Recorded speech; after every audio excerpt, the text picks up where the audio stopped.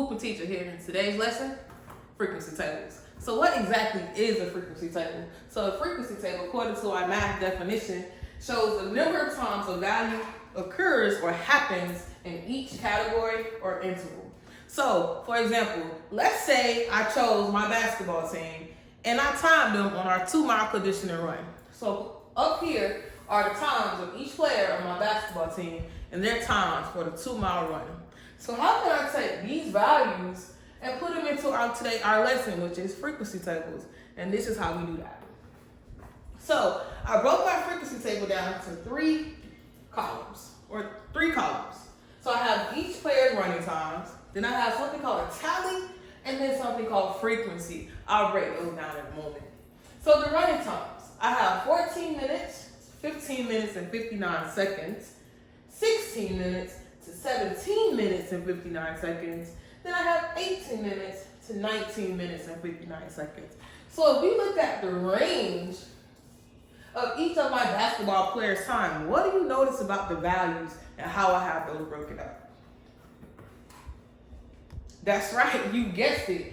Each value is broken down into 2-minute intervals. And the reason why I chose 2-minute intervals and not a single value interval, because if we did single values, it just wouldn't make sense to put them in a table. But if we break them up into intervals, then we can see how many of my players actually run in that particular time window. All right, so let's do our tallies. So a tally is basically anytime you see a number, you make a mark. You know how we kind of do that for lunch? When we do a lunch count and we get a mark? That's a tally. So let's see. So how many players can we tally from 14 minutes to 15 minutes and 59 seconds? So let's see.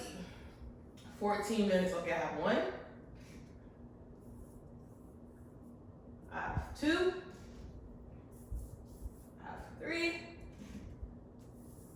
I have 4. So we got 4 tallies. So this tally equals frequency. So whatever the tally is in marks is going to be that frequency in a number. So this is tally 1, 2, 3, 4. So the frequency is simply just 4. So it happens 4 times. So let's go to our next tally. We have 16 minutes to 17 minutes and 59 seconds. So our first one, then our second one, third one, fourth one,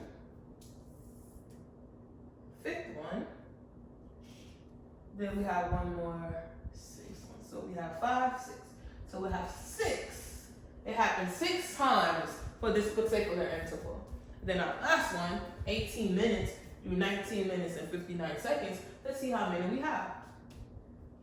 1, 2. So we only have 2.